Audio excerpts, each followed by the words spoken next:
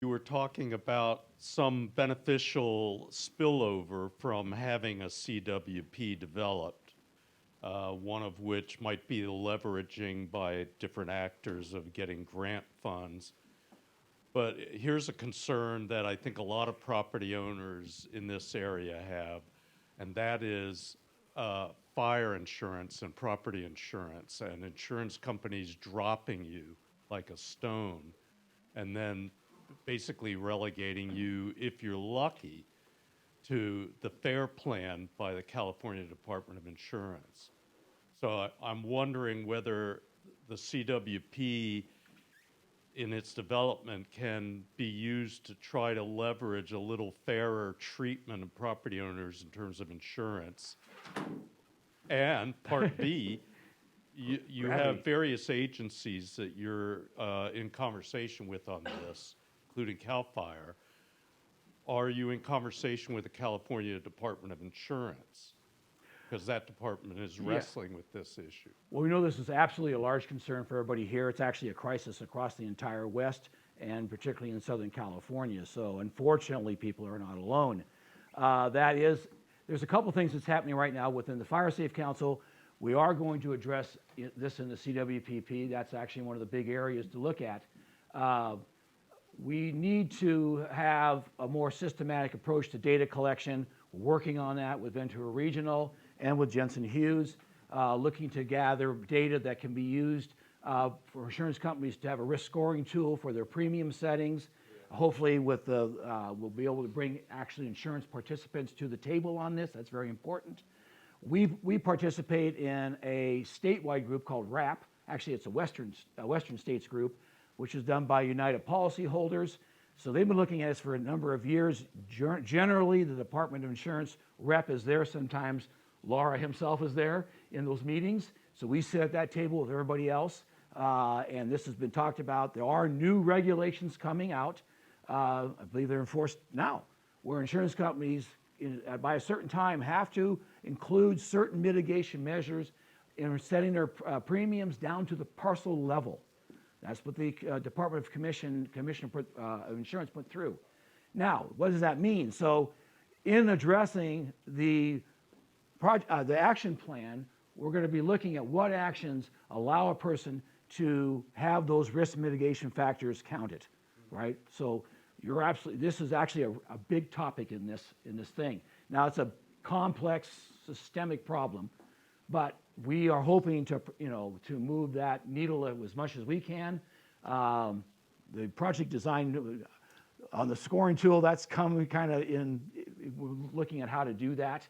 That's actually a partnership with Jensen Hughes again. But you're right, that is something. But we're looking, like for example, you'll see on the COP people talk about what's called FireWise USA certification. And that is one of the recognized mitigation factors that the regulation talks to. If you have that, if you can set up FireWise communities, then that's something that they have to take it into account. Okay, there's also a thing called a shelter-in-place community, which I believe is a fire department designation. We'll be working on that. So, yes, overarching all these actions about structural hardening and defensible space and community and structural mitigation, that's what we're looking at. We're looking to address what amounts to a crisis. So thank you for bringing that up. Anybody else? I don't think it's, oh, okay. I think, yeah, just a little add-on to that. Thank you. No, I mean, Chris was talking about this sort of like scoring tool for homes. The idea behind that was that we've talked to a number of different big insurers and insurance companies, and there are already existing opportunities that you can, if you do certain mitigations, that you can have this conversation with your insurance company. I forget what the thing was. Okay. Something, yeah, through the state. But anyways, that doesn't stop insurance companies from pulling out of the state altogether.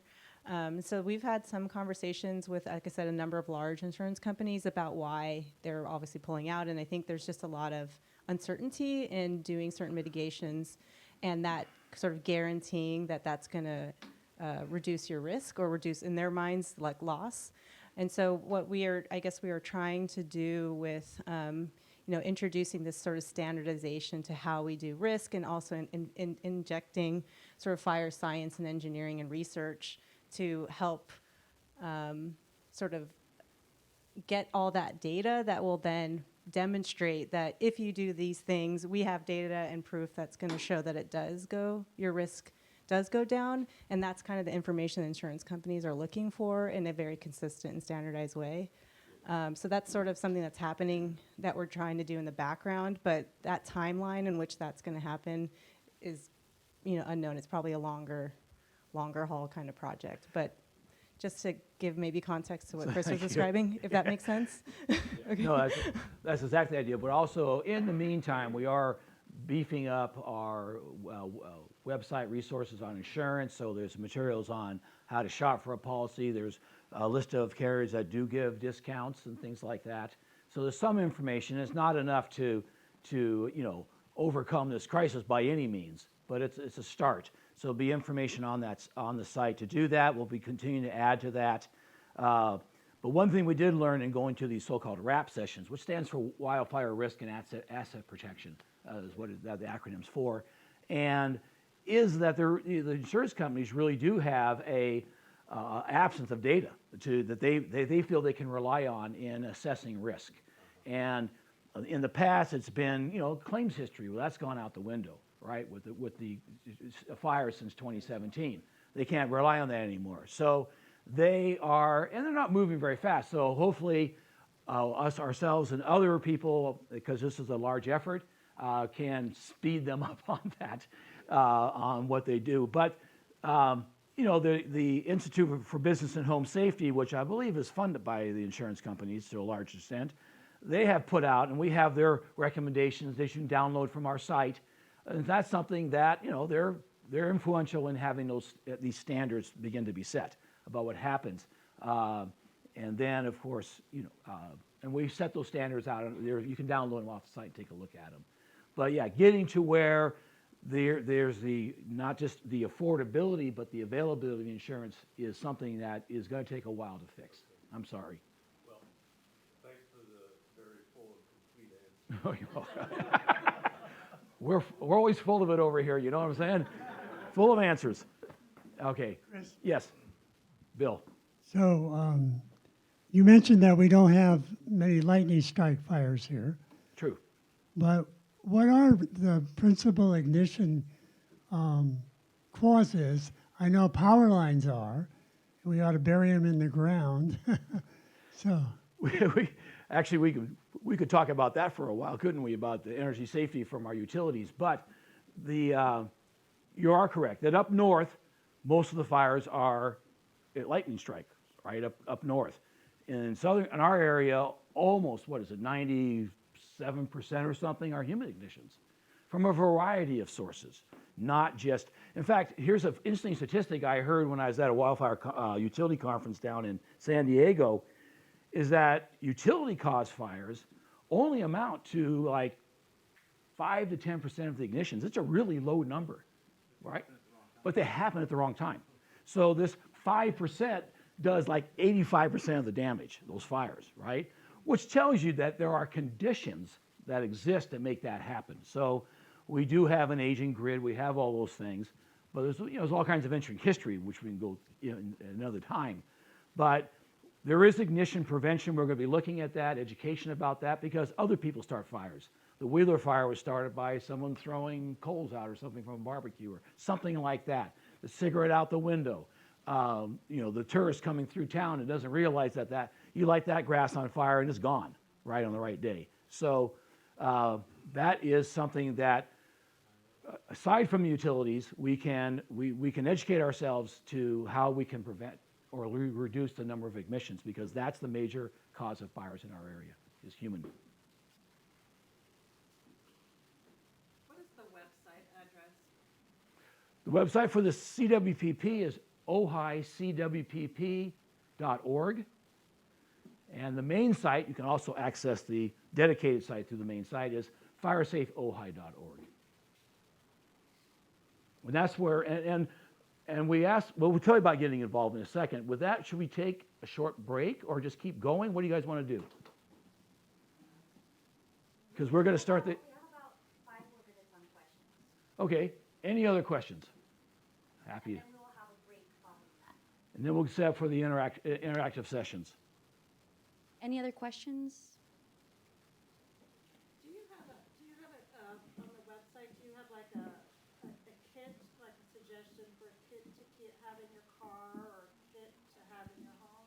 Yeah, there's a couple of things on the main website. There is, a list of what goes into a go bag, right? You want to grab and get out the door if you don't have any time. There's a home planning guide in there and you can fill out online. It's a fillable PDF. There's even a home survey that you can take to answer questions, and it will give you some tiered results, recommendations on what to do to harden your structure. So that's a good place to start. Ventura Regional is offering free home assessments during the term of the grant. We're partnering with them. They'll come out and do that. You can sign up through their website. But we do have lots of resources. There's the Ready, Set, Go. There's lots of structural hardening on the site. But there's also what to pack in a bag, how to make an evacuation plan, things like that. So, how to prepare your family to get out when you have to get out in a hurry. So there are resources there. As you leave, because there is a QR code to get to that page of resources on our website. I saw another hand back there. Is that? His answer was question. I guess we'll take a break now unless there is another question. Okay. I've lived here for about 54 years. If we had 200 yards of citrus that surrounded the city, would we be in a good shape to prevent fires from embers coming into the city? Well, it depends on the whole condition, and that's the ember cast, where it's going to go. Since embers can, in a wind-driven event, do spot fires ahead of itself up to 1 to 5 miles. So any vegetative barrier is not going to solve that problem, okay? That's not to say those don't have value, okay? So, that those don't burn as easily. You can see where the fires come up to the edge of an orchard and stopped.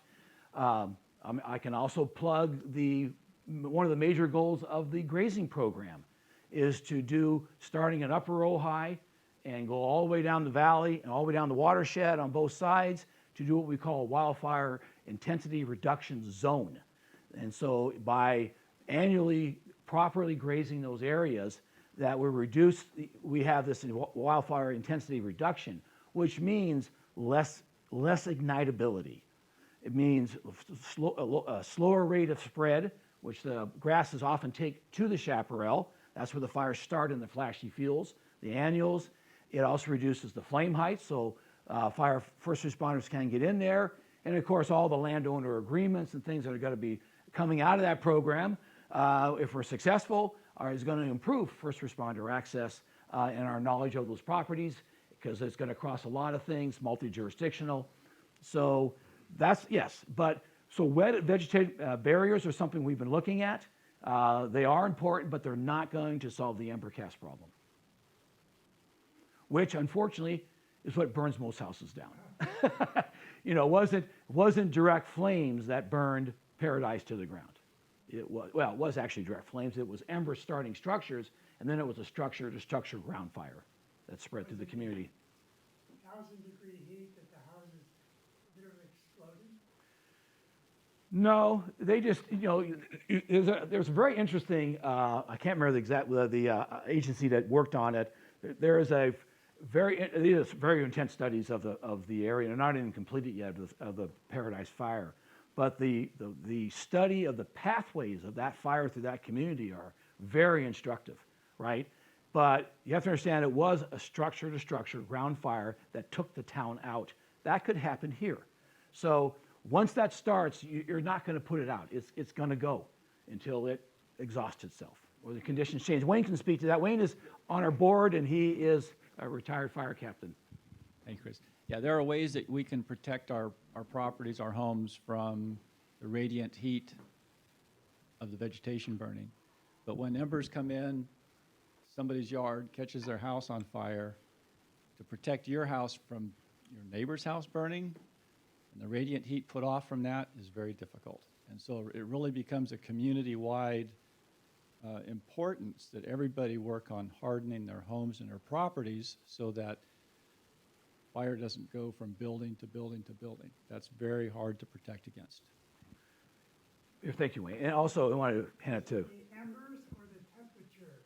It's, the embers will start it, but it's the radiant heat from the structure fire that catches the next structure on fire. You just, the closer you are to a burning house, you know, it's very hot. And But all- houses can only be maybe, you know, 10 feet, 20 feet apart, and they'll just move from house to house. So we have whole areas in town here where we have that limited structure separation distance, right? And so once the conflagration starts in those structures in a wind-driven event, then it's going to burn one house after another. And the pathways can be not just radiant heat. It can, the fence line burns down and turns and catches the gazebo on fire, and it turns and catches the garage on fire, which then turns this house, and then this house releases, goes over there. So it, Themselves are ember casters. yeah, and they can, yeah. So they're the fuel. You know, a very telling picture of Paradise, and I experienced it around here when I went around after the Thomas fire. Is you look at all these burned out houses, right? And the vegetation above it, the trees are green, right? And yet the whole town's leveled. So it wasn't a crown fire, it was any of that. It was the structure, ground fire. And that can happen here. So when we talk about a community plan, and we're all in this together, so things have to be consistent at the proper scale, the proper coverage, all of us working together, and realize that, you know, we have to work to protect each other in this situation. That's a big undertaking, but we're hoping that this process is going to contribute to greater cohesion in getting this done.